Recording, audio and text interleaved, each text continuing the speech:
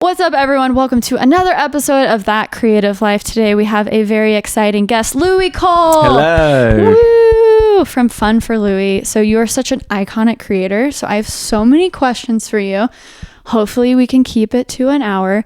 But right now we're at Sony Camera Camp in Montana. So it's been fun to catch up. And Montana is beautiful, by the way. Isn't it beautiful? It's so beautiful. It's nice to be in nature for me, but you're in nature a lot. So you have a lot of projects going on all the time. So update the audience a little bit of what you've been up to recently. And then there's definitely some questions of current projects and stuff I have. That's recently, a big question, right? Because you're all over the place. I'll try and summarize where I currently am in life. Yes. So a year ago, I moved to Venice Beach in LA. It's the first permanent home I've had for 6 years. And that's shifted a whole ton of things in my life, including kind of my focus on what I'm doing on YouTube, slowed my travels down a lot. Having said that, I am still traveling. So I just got back from Kazakhstan like a few weeks ago, which was really cool. That was my I don't even know where that is on the map. Country. Wow. Yeah. That is very impressive. Yeah, a lot of people don't have any idea where Kazakhstan is. Do you remember Borat? Yes. He's from he was supposedly from Kazakhstan. Okay. That was the joke. What's funny is that was the only reference I knew about Kazakhstan, and none of what he did or what he showed was anything to do with Kazakhstan. Misrepresentation. Yeah, even the words he used weren't Kazakh words. Like he was saying like yakshamash and jenkui. Like those are Polish words. Anyway, I learned all this when I was there. But yeah, it was super fascinating country. And I got to travel with my dad. So he was on school holidays, like he's a teacher. So I took him with me and it was really cool. How do you decide now on what countries to go to? Because you've obviously done so much traveling. Is it, that seems different? I imagine it's hard to find different for you though. Yeah, I think I get a lot of brand opportunities to go. So that was I was going to talk at a tourism conference. Mm-hmm. It was paid and it seemed like a really cool thing because I was like, wow, Kazakhstan. So I think at the moment, because I'm not really seeking out travel as much, but obviously that's what I've built my brand around. Right. Most of the jobs coming in are still based around travel, which is still cool. It means I can still get a bit of travel in, but I think I'm slowly trying to figure out, okay, what other than travel, which I still enjoy, but I feel like I really want to stoke the passion behind what I'm doing again. And I feel like travels I enjoy, but it's not like this burning excitement and passion I had before for it. So I'm just trying to figure out what's next really. Well, you've been traveling for so long. You've been doing YouTube for so long. So I imagine that you can't do something forever, right? And I think that led to your most recent decision to kind of slow the roll on the daily vlogging. So what led you to that? Was it just, hey, I need a little bit of change of pace. I'm kind of tired. What triggered it was the end of 2017. So that was like over a year and a half ago. I did this round the world flight, which was this crazy trip. It's the craziest thing I've ever done. And I'm still, for those of you that know me and know that I kickstarted the documentary for that flight, like it's still coming. It's very, very, very close to being done. My audience has been very patient with me. But anyway, so we did 3-month circumnavigation around the world. And I decided, obviously, to daily vlog it. Obviously. But it was like the most next level video edits you could imagine. Basically, a lot of the days we were flying for like between 4 to 8 hours. And give people some perspective of the plane size. Yeah, so we got a 1970s single engine Cessna plane, which is basically smaller than the inside of a car. So and it was only 2 people. Yeah, so you're cramped inside, and I had 4 GoPros rolling for every flight, plus in-flight audio, plus multiple cameras. And at the end of the day, I would dump all the footage. It'd probably take me like 2-3 hours each day to dump footage. Then I would start compiling a timeline, pulling in and syncing like the GoPro footage to try and pick out funny moments in flight. Then I would go through like the 4-hour flight and try and grab a few moments to put in the vlog. But basically the vlogs were taking, anywhere between 3 to 8 hours to edit. and I was trying to keep up with them relatively real time, but I did fall behind. But I was filming each day, so it's just like the most mammoth workload you can imagine. And on top of that, posting every day? Most days. Okay. I think by the end of the 3 months, I got a month behind. So over the 3 months, I basically essentially missed 2/3 of like a couple of days a week. Gotcha. Anyway, all I'm saying is after that 3 months of like the most sleep deprived, I mean, it was the best adventure, but also the most sleep deprived I've ever been, barely slept. And it was like really high intensity in terms of stress of like trying to do the trip, trying to complete it, trying to stay like friends with JP who I did it with, and just trying to balance that whole, just the intensity of it all. Because when you're in those close quarters with a person for that amount of time, there's going to be ups and downs, right? Yeah, so it was all of that piled on top. And then by the end of the trip, I was like, had depleted my energy levels more than I've ever done in my life. So it was like beyond burnout. It was like running on fumes, completely delirious. And I remember I just needed like, so me and Raya after that went to Hawaii for 2 weeks. And what scares me is I can't remember any of that. It was so intense that I can't remember. I have vague flashbacks of Hawaii, but it was like I was so broken. Well, hopefully you got time to chill though. Like, was it a chillaxing time? I mean, I was still trying to catch up with the edit, so I think I was editing most of the time in Hawaii. And then I'm sure Raya was like, "Hey, what's up?" Yeah, so it was just, I think it was that moment I was like, I can't do this anymore. And to be fair, that was a very extreme example. So after that, I was still vlogging, but I was slowing down, missing a few days a week. And then once I moved at the end of last year, so like September last year, where I'd already been slowing down the vlogs, and then I moved to a house with my friends in LA, and I just realized I don't really want to be just vlogging my day-to-day life in one house, like just with this, having a similar day each day.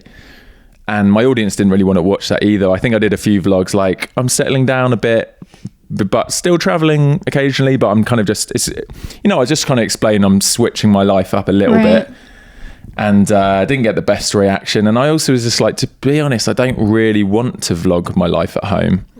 So that was like the decision maker for me. I was like, I need to figure out a new direction which really excites me and excites my viewers. So I'm kind of still in that experiment really, and journey. I want to definitely get back to the world flight eventually. That's quite a long answer to your question. Oh, I love it though. But how did you deal with the transition? Because I feel like so many times creators feel pigeonholed. They feel they have to do X, Y, Z because that's what their audience expects of them. So really doing what you did, it is a leap of faith, right? Because you're like, oh, will people leave? Are they going to stay?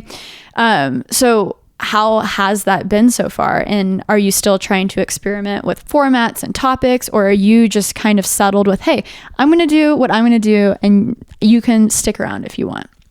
I'm figuring it out. I think I've experimented with a few things, but at the moment I'm trying to wrap my head around like, how do I keep some level of consistency, and kind of what I've seen working on YouTube a lot more is trying to balance like what works, right, and then also what do I enjoy. It always has to be a middle ground. Yeah, so I'm like, I think where my channel's been a struggle is that YouTube, people have enjoyed more and more niche things where you really know, okay, this is what that channel's about. And the fact that it's not all about travel now, and even when it was about travel, it was also like about me and my life, and it would be in my friends. It wasn't all just like, I never really did like travel tips and which beaches to visit and like that kind of content. So it's not like, if you're purely looking for travel advice, that wasn't my thing. It was more just like follow me around, follow my life around, which I think used to work on YouTube a lot more, like people just vlogging their life every day. And I think some creators can still do that. But typically I just think like people more want a niche of like, okay, I'm coming to this channel for this. So I think I'm in this whole new era of my life and this whole new chapter on YouTube of like thinking, okay, what is my like mission statement of my channel? What is the kind of content I'm really going to enjoy, but also can work on YouTube? And I think it will be a mix of travel, but probably with a bit more purpose, where I'm going to do like stuff I've really enjoyed in the past is like going to do social impact projects and work with organizations, but in a fun way, like doing things that I feel like really matter as well, doing a deeper thing. And then I still really enjoy kind of group trips and having fun adventures, and then maybe like leaning into a few other topics as well. I don't know. I'm just trying to figure that out right now. But well, and I think you're right, because I've seen if someone has a variety channel, if someone has literally any sort of variety, they have been punished by the YouTube algorithm, because you're right. People want to know and what to expect when they come to your channel. And that was my big shift, is because when everyone's vlogging, I got to vlog, right? But that didn't feel super natural for me, for that to be everything that I was doing.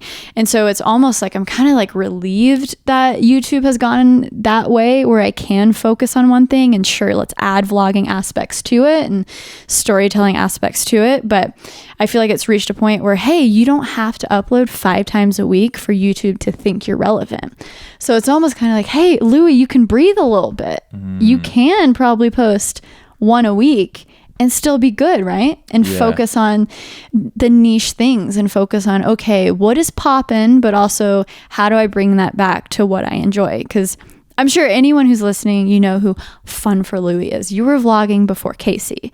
You, Ben Brown, all of those people. I really feel like you were the first wave who made it popular. Yeah, right? I mean, I feel like maybe I was second wave, because I feel like there was the original daily vloggers like Shay Carl and Charles Trippy, right? But they weren't really doing B-roll and like music. It was just like very raw.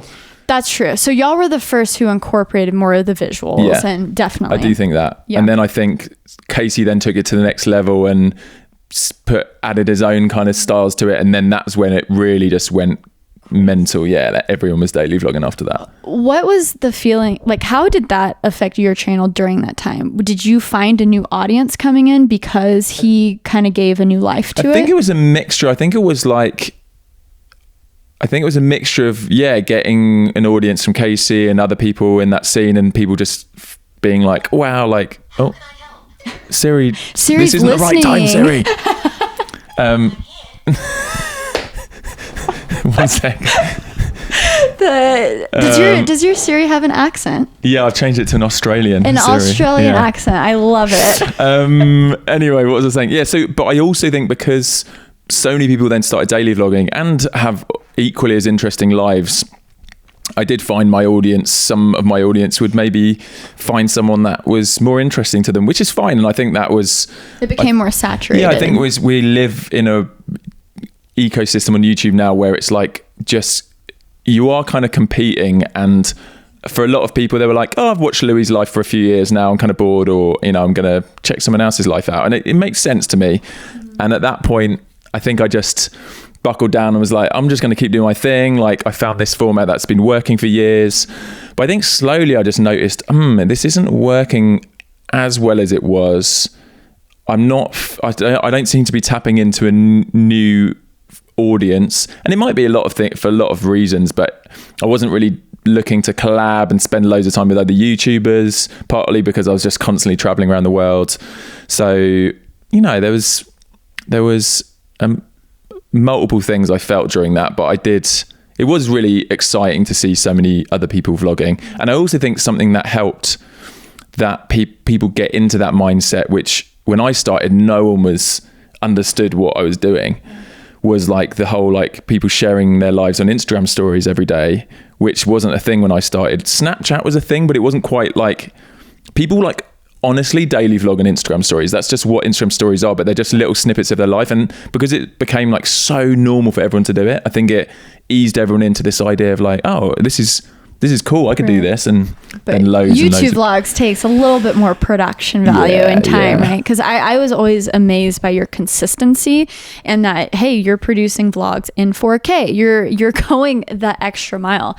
And I was always curious, like, a normal vlog, how long would it take you to edit? Like, are you good about filming only what you need? Pretty much. And I think I'm quite good, even if I filmed more than I need, to quickly scan through and be like, that was the lot. I remember like that bit of the clip was like what I was going to grab, and I think I was averaging like 3-hour edits, which I felt amazing. Was pretty good. Yeah. And that was like including obviously some like looking for music, which might take me like half an hour. Yeah. Exactly. I mean, that's amazing. I still can't crack like 4 hours. Everything for some reason, unless it's just hey, talking to the camera, easy video, it's just like 4 to 6 hours. I can't shake it.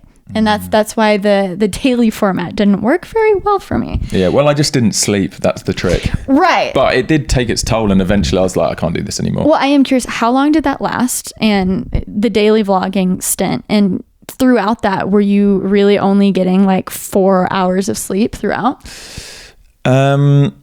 If it was a really intense trip, then yeah, I'd barely be getting sleep. But I also would like typically stay up. Also, my problem is I get FOMO. So if there's anything happening in the evening, like there's no way tonight, if I have got editing to do, there's no way I'm going to be able to pull myself away from like the barn dance or whatever we're doing to go and edit. Like I just can't do that. So my problem is I have to wait till everyone's stopped, everyone's gone to bed, and then I'm like, right, it's edit time. So I'd typically then stay up from midnight till like 3 a.m, 4 a.m. Then I'd try and sleep probably for like 6 or 7 hours. So I'd wake up at like 10 or 11. That would be my typical sleeping pattern during the daily vlog years. Gotcha. And I think I pretty consistently daily vlogged for like, I think almost 5 years. Wow. Yeah. And what's so cool is you've inspired so many people. Personally, have you not met John yet, my boyfriend? I feel like I have. Maybe briefly? Okay. Because he was such a big fan of you. You guys definitely need to hang out. He needs to come to one of these things. Yeah. But him, like almost everyone in my life, if I even mention your name, it's like, he inspired me to do X, Y, Z. And like everyone cool. here, you know, you really, I feel like even though you don't make that much educational stuff, you're still like a creator's creator. Yeah. You know, a lot of people grew up watching your stuff.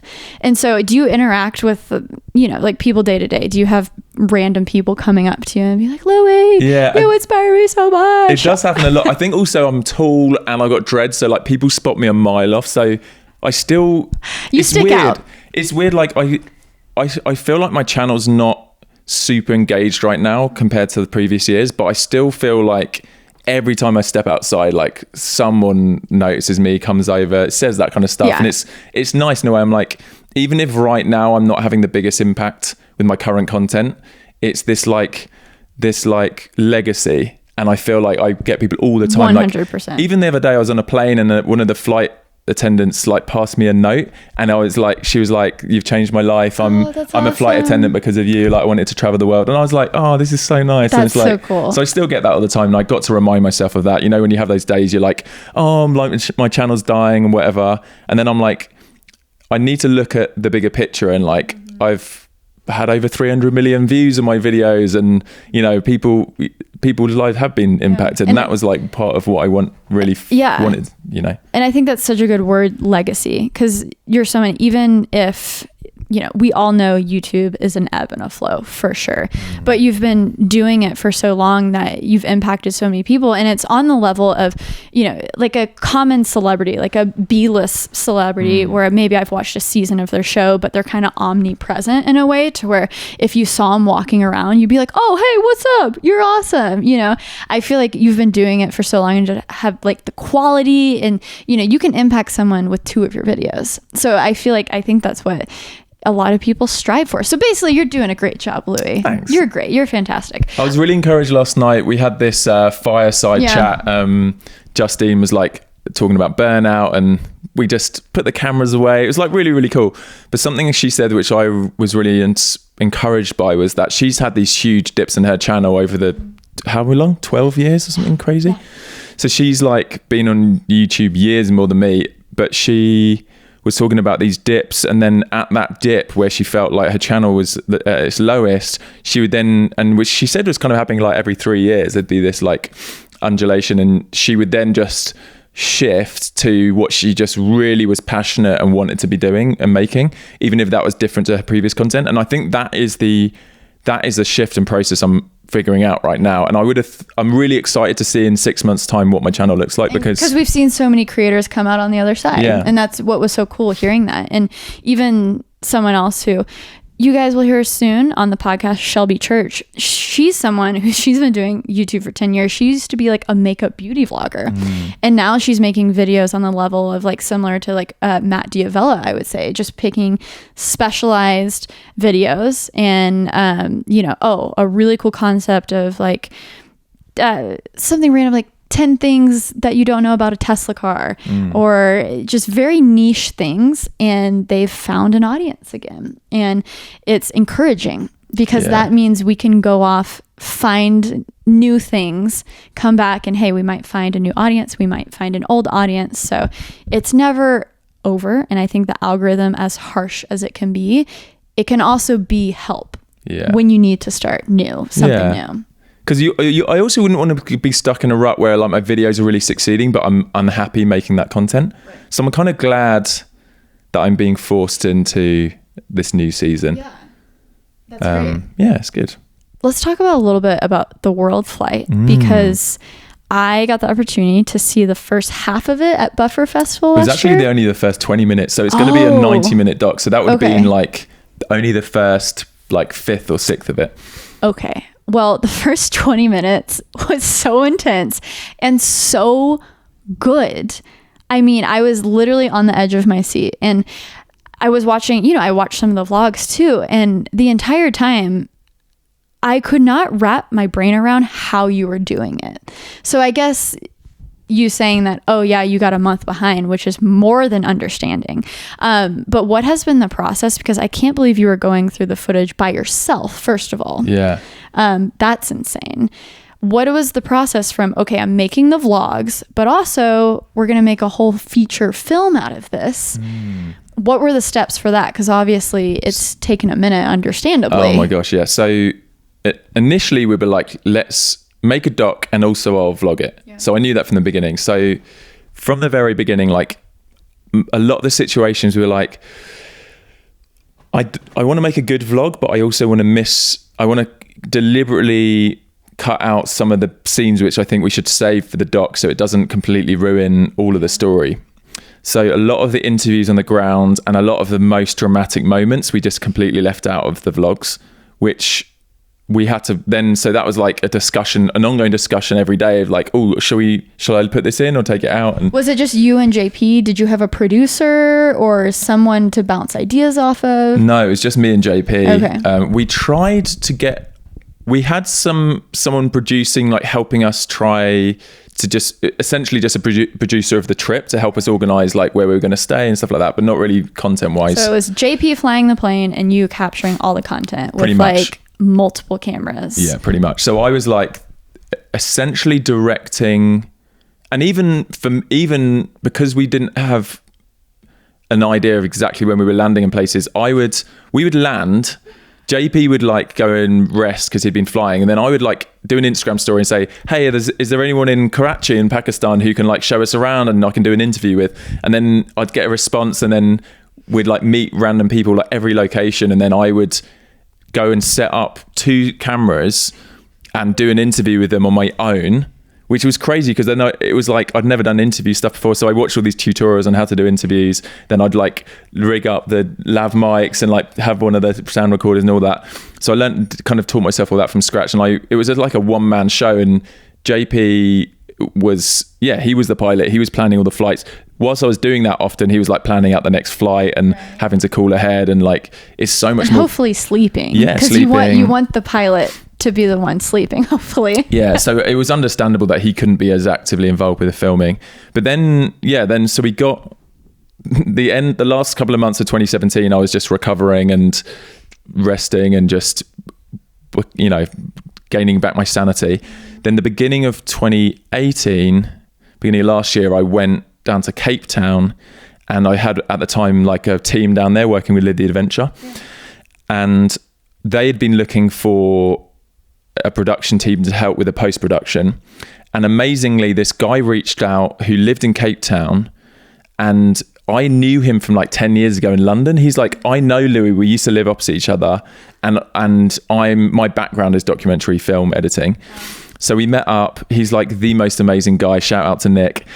And he has been the main full-time editor on this doc for like almost 2 years, like not just editing, but really building the story out, watching it over and over, figuring out where we need bits of voiceovers to, you know, and trying to compile this really like up and down kind of pretty, because it's all obviously the whole thing's chronological, but to watch it as a 90-minute doc, you want to feel the right emotions at certain times. You have to like, there needs to be a build. Yeah, you need to build like a story arc around it. Right. It's not like you're making any of the story up, but you're plucking the right moments to help the arc flow. So it was like really back and forth with that, pulling in additional characters that could give narration over. So something that really helped it was we got a senior pilot in to talk through what had happened from a position of wisdom, because when we were talking about it, it's like, oh, look at these two guys, like even JP's not super experienced pilot, but to have like a super experienced pilot that had done around the world flight, like give his thoughts on what we did, added weight to it. So there's all these kind of things people didn't think about. We had to do huge amounts of post interviews with us about that, how we felt and what happened. Right. So it's like, where you have to put yourself in the position. I always wonder how people do that with reality TV, because you want to talk like you're in the moment. Yeah. Right. Was that weird narrating it like so much time after and being like, yeah. So I did like 9 hours of post interview stuff, going through each moment and how I felt and what happened, and then we had to go back through and like re-record some of the voiceovers. So it's been like this really huge process. And with the editor, how did he ingest 3 months of footage? Did you have to sit there next to him and be like, okay, this is what happened, or did he just sit there and watch? He watched through all the vlogs, and then we gave him all the raw footage. So he's got like, we've got a duplicate huge hard drive of like, I think it ended up at, I want to say like 15 or 17 terabytes. Oh my God. Do you have, what is it, like a 6-big or like, yeah, what is? Yeah. Okay. So is that Lacey or? Yeah, Lacey, like 6-big RAID drive. Yeah, something like that. Yeah. So he has one, I've got one back in LA. And then we were bouncing back and forth. He was sending me he was doing like section by section, which is that 20-minute section you saw. That's actually completely changed now. Like the main moments haven't, but the intros change. And so it's been lots of back and forth, showing people, getting perspectives. So it's been such an amazing, eye-opening experience of like, what is documentary filmmaking all about? And it was so difficult coming from a place where we've like, here's the trip, here's all the footage, but we haven't really built a story other than we flew around the world. So I wanted to like really pull the most engaging story out. So I've learned so much, but I feel like my audience have been struggling with the patience side of it, because they're like, how is it taking you this long? Like, well, to add a little perspective for Louie's audience, I just listened to, do you know who Ken Burns is? No. So he's an iconic documentary filmmaker. And actually, so in Final Cut, there's a thing called Ken Burns effect, where it'll automatically zoom in and zoom out of pictures. Okay. So he invented that. He basically made it a documentary, like a way to make a documentary, and using a lot of pictures and adding a little bit of movement. So he's iconic for that. Wow. But he's been a documentary filmmaker for decades, and he just had an interview with Tim Ferriss, and they were talking about the process of making one project. So he'll do like a 5-hour docuseries for PBS or stuff, and they spend 6 to 8 years on their projects.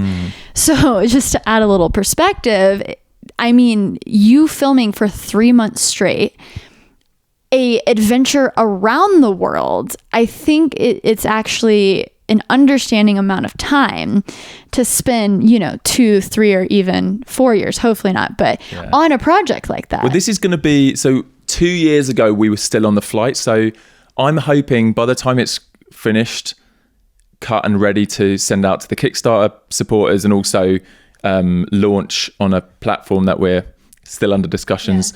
Netflix, please. Well, we've actually had an offer from another streaming platform, but anyway, I'll chat to you about that later. But what's exciting, but it's definitely going out to the Kickstarters first. Yes, don't want to anger them more. No, it's more that I want to honor their support from the start, because they were the ones who enabled it to happen. I invested a lot more money than we raised. Oh, this sounds so expensive, Louis. Oh my gosh, yeah. So that was, I think all in, including the Kickstarter money, I've put in, well, it costs over probably like 160 grand. Anyway, And that's not including me buying the plane, because we sold it. We sold it afterwards. You know what's a funny story? Yeah. My entertainment lawyer helped you buy that plane. Yeah. Yeah. Yeah, we got Shout the same out lawyer. to Anita. Thanks, Anita. Anyway, my point is, Sorry. I underestimated. Yeah, so it'll be pretty much exactly 2 years from when we finished the flight to release the doc, which I don't think is too bad. No, not I at all. estimated it would be more like a year, Right. but I just wildly underestimated. So 160 plus the plane, plus the gear, plus your time that's worth money. yeah, Right. yeah. So that's lost out. Like those 3 Like months, I couldn't really do a lot of brand brand deals where or- I would be earning money typically. I mean, the vlogs did really well, but a lot of the money, as you know, as a YouTuber, comes in from doing branded trips and blah, blah, blah. So anyway, yeah, I mean, it was a bit of a sacrifice on my end, but it was like something I really wanted to do. So I think it'll be worth it. I mean, what's so cool about these projects is maybe when you're in the middle of it, it's so much work, but when you're on the other side, I mean, you will be a proper documentary filmmaker. Even though you have documented your life for so long, you definitely deserve so much credit for that. There's a different element in, as you can tell, building a 90-minute story. So it will be epic when you're on the other side and you'd be like, I'm a proper documentary filmmaker. Give me all of your money to do a proper project. Hopefully it's the start of many long form content projects I work on. Like, I'm really excited about that. Like doing more like episodic documentary series and feature length. I'm thinking this could be a big part of my future. 100%. So with that, what are the big things that you're looking forward to in the future? Because I think you've done a good job. So many people always say, hey, I'm going to use YouTube as a stepping stone, but I want to be on TV. But a lot of times you find that's just a merry-go-round and it brings you round and round. Nothing ever happens. And you've really done a good job focusing on just building your own thing and building your own audience, and it being not enough, but you've just done a great job with that. And do you get pulled in with, oh, I need to be on TV. I need to be in a movie, or, do you see that as a next step now? Maybe have things changed? Do you always kind of want to do your own thing? I think even if I get on TV, whatever that is, like, I don't even know what TV is. Is it like... Right. It's changed. So I think a lot of people look at Travel Channel. Yeah. So if it, I mean, I think HGTV. I think it'd be cool to get on some shows but the thing is, I would still want to like direct what that looked like and not have someone telling me what to do. And it would be someone telling you what to do. Yeah. And right? I've spoken to people that have been like, even Josh, I'm sure he would say, is like, he wouldn't do what he's just shot like a 16 episode TV show, and he said he wouldn't do it again. Like, it was like hard being told what to do when you're so used to having the freedom to do your own stuff. And that is kind of the feedback I've got from most YouTubers that dip their toe into that world. It's like, whoa, this is super controlled. And I feel like after the freedom of being able to direct and shoot how we want, and even like, some other friends of mine did it as well. They did a show for the BBC and really did not enjoy the process of what that meant. Like the interference of people that were telling them what to do and stand there and say this line again. It like pulled away from what I feel like people want from connecting with creators, is this authenticity. And like, even and that's why you got numbers in the first place. Yeah, it's not different. about professional. Like, obviously both of us really admire our like the quality of footage and the cameras and the tech and stuff, and I feel like sometimes I go too far down that, like, and think and forget, like, people don't care too much. Like, literally, point in fact, like, my friend Janelle, who blew up on YouTube, a lot of you know her, the girl that like has the van life, and she has a snake. Yeah. She got 4 million views on her first YouTube video, 12 million on the second. So she's over 1 million subscribers. She films and edits everything on her iPhone, and for me, it shows you that, like, it's all about your personality and authenticity and connection with the audience. It really doesn't matter like what camera you're shooting on and like trying to make it's still fun though. Yeah, I still like the filmmaking element of right? it, of like shooting beautiful B-roll and slow-mo shots, blah blah blah. But I think reality is, if it's just that and there's no personality and you're not having that kind of more raw and real then connection, they could just watch TV. Yeah. So that's what I've got to keep remembering. And I think it's constantly trying to get that balance of like remembering that people like feeling like they can relate to something, and like maybe even like inspiring creators could feel like I could make that. And I think that's part of it. If it's too professional, you're like, you know, that's depressing. I could never make that. There has to be something to aspire towards, because I think a lot of YouTube is feeling like you're not just friends with them, but I want to be them one day. And I think that's a lot of your audience. That was a lot of Casey's audience, that a lot of, you know, Pete McKinnon's audience. So, and it's also encouraging to the people who want to start. You don't have to start with a Red camera.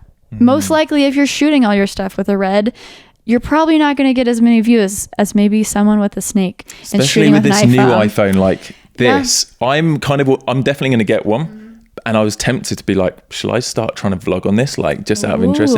I saw someone, iPhone vlogs. Someone tweeted today, do you know this guy, Syndicate? His name's Tom. Yeah. So he's vlogged his life on his iPhone for the last 3-4 years. Interesting. But he edits it on his computer. But he said he was having problems with the 4K front-facing 60. The files, this is getting a bit geeky now, but he was saying like his editor couldn't import them onto the PC. And I wondered if it would be a problem with the Mac as well. So he was like the logistical nightmare of shooting his vlogs in 4K, even though the phone's capable of. Maybe that's why, because I'm on an XPS still, and I was having a little bit of issues. Maybe it's better for the Mac, but I think you have to consider like the codecs as well. You know, like a lot of the footage on here looks amazing. Is it H.265? Like, what is the problem with it? It is. Sorry, guys. I mean, they enjoy this. I don't know. I got to look into it more, but I know even for the pictures too, it gets into some crazy like .HEIC, if I mess stuff up, where it's like a high efficiency, whatever. And then, I mean, John actually edits all of his videos from, he films everything with his iPhone. He dropped cameras like 6 months ago, and he's like never been happier. Wow. And he does all the skating and stuff, you know? So it's, for him, it's just something. He has his iPhone that he uses as his phone, and he has another one as a camera. And then what does he edit on? Premiere. So he pulls it in, and so he uses a MacBook Pro, but a lot of the time image capture will be wonky with it. So I found with my previous iPhone, when you put it into a Windows machine, it actually opens it up just as a USB drive. So you can go in and pull what you want. So it's weird that it's almost like a better workflow on a Windows, but on Mac you have to use image capture. However, I've had some awkward moments with like what you said with new footage, so maybe it'll get better. Who knows? I'm gonna try it. I will try. I've tried the PC thing. I'm back to Mac now. I don't think I've told my audience yet. Together last year with Intel. We were working with Intel, and it was cool. I liked that I could try the PC thing, because that's where my background was, obviously, before Mac's really got powerful and stuff. But I'm back to Mac now. I think it's because I got this amazing secondhand opportunity to buy an iMac Pro, and it's like the fully decked. I got it last year, but it was like 12 core, 128 gig of RAM, like ridiculous. And it's a nice display built in. It's like 5 point something K. It was like amazing, and now that I'm not as mobile, I've got a MacBook Pro as well, but like I do a lot of my editing on that iMac Pro, and it's like it's so good. And anyway. A lot of times, when you can. A lot of times Apple, you're buying convenience and ease of use and power. Maybe it's not as powerful as people always say, oh, you can build a PC, but a lot of it is just creators who want to create, and they don't want to build a PC, guys. I was having so many glitches with the PC as well, like different things, and like the way I preview files is really difficult, and then there's always a solution for that. Yeah, I did. It's an app that you have to download. I told you about it. Oh, did you? Yeah, Sear. Oh no, there's one called Sear, which maybe there's another one. So I use one called Quick Look, and it works actually amazingly. You just hit the space bar and can see it and flick through it. Okay, cool. Yeah. Anyway, so if you need to go back at any time. Getting back to my point, I'm going to try and when I get the new iPhone, I'm going to try and vlog on that and see how I get on, because I think there's something nice about just pulling out your pocket and in the moment, just not having to carry a big camera around, even though I've like clip it to my belt. It's not a massive inconvenience. It's like something nice, I think, about vlogging in your phone. I have a feeling though that you'll be back to your camera very quick. Do you think? Because I think a lot of because it's fun. I think it's fun for you, isn't it? Like testing out new stuff. And because that's with me. Sony would kill me as well if I still. You wouldn't be on this trip anymore. No. But wrapping things up, because I think we have a festive night. And then hopefully maybe I can fit in a podcast with Raya after, maybe. Because I think she's got loads of cool stuff happening as well. I mean, I want to tell you about one last thing before we wrap. And I do have one last question too. Okay, so you were talking about what's next for me and stuff. I think I am in this transition stage, but part of that is beyond YouTube, is thinking like, what do I really want to spend my time doing? What do I really want to be? What do I want my ongoing legacy to be, as well as like one of the first travel creators and stuff like that. But for me, it's like, having been in LA for a year now and speaking to a lot of other big YouTubers, the main message I'm hearing is, especially long-term creators, they feel a bit lost. They feel a little bit like they don't know what they're doing with their lives or their channels or anything. But they want to make more of a difference. And so I'm, having heard that and being in a position to be a bit more of an older mentor figure. I'm a little bit older than a lot of the YouTube creators. I want to start this thing called the Social Good Club, where I can support and create this kind of community and network to support creators to do kind of more social impact content on their channels. Awesome. And part of that will be maybe doing like day or weekend trips away on, whether it's like going to plant some trees together, or, talk about the environmental crisis and all these kind of things. And then I also want to do like maybe week-long trips where I take creators away and we'll go and tell stories of hope around topics to do with humanitarian things or environmental issues around the world. And I think collaborating together on highlighting an issue and getting all of our audiences with like a really clear call to action as well. Like, this is how we can activate our audiences around the world. I think that's what's missing, is the call to action, because a lot of people will watch heartwarming stuff, but it's like, well, what can we do to help? I want it to be more like people don't feel frustrated at the end because they're like, oh, thanks for telling us like this thing, but I don't know what to do. Right. So it's like that's what's impacted me most about some of the documentaries I've watched, when there's a really clear call to action at the end.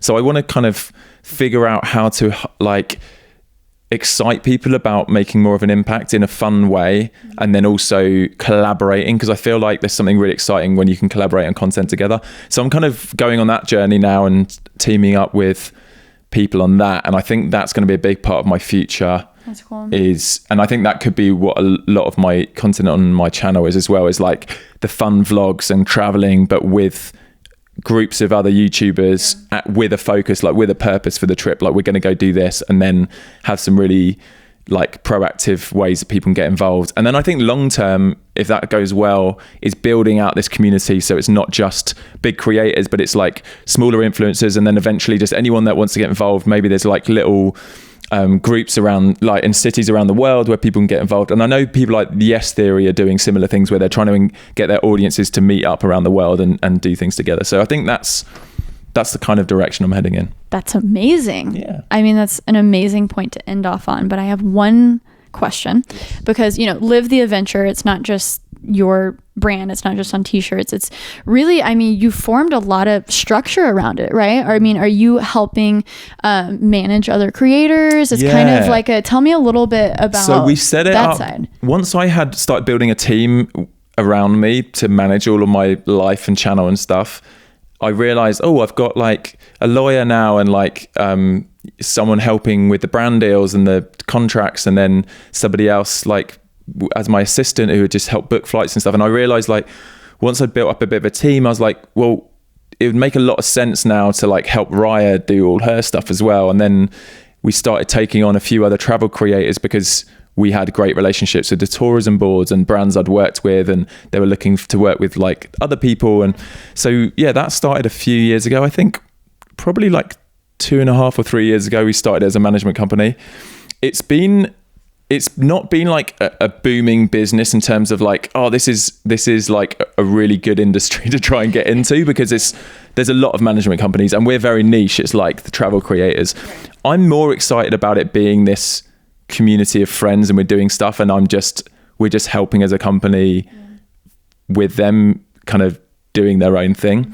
But I want to expand out a lot more than just kind of being a management company. And I feel like getting into this long form stuff is that potentially we could be teaming up with creators and helping producing doing high-level productions, content. like doing productions and doing longer series and working together. One of the ideas we have is really early days yet, but there's this festival happening in Patagonia next year in December called the Eclipse Festival, and it's for the solar eclipse that will be seen from South America. And I think it's going to be like, they're predicting like 100,000 people from indigenous tribes all across Central and South America.